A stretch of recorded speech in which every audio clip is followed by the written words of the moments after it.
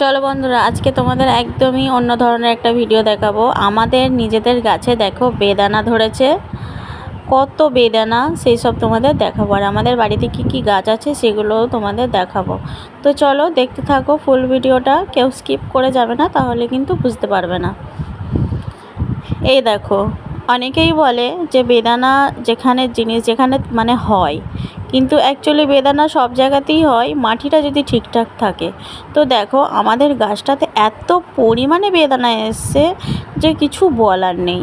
তার মধ্যে পেঁপে গাছও মা দুটো লাগিয়েছে।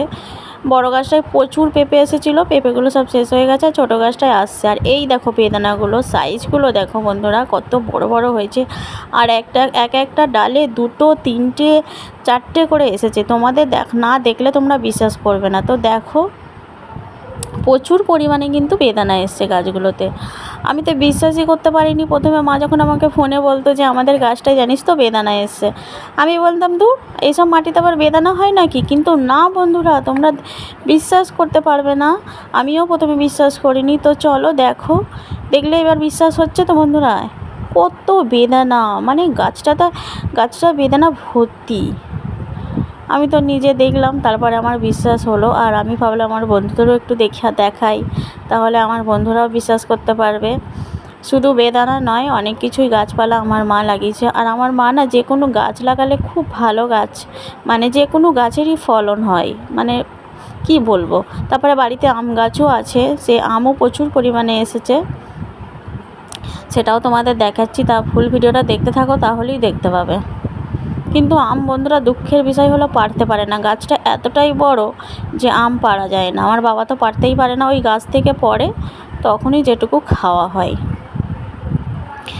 এটা হচ্ছে সবথেকে বড় কথা। আর বেদানাগুলো দেখলে কেমন লাগলো অবশ্যই কিন্তু জানাবে বন্ধুরা।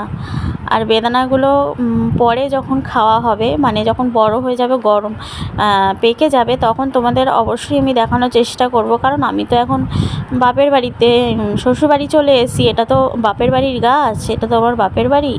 তো ভিডিওটা যদি পারি অবশ্যই আমার বোনকে বলবো তুলে আমাকে পাঠাতে, তখন আমি তোমাদের দেখাবো যে অ্যাকচুয়ালি আরও কত বড় হয়।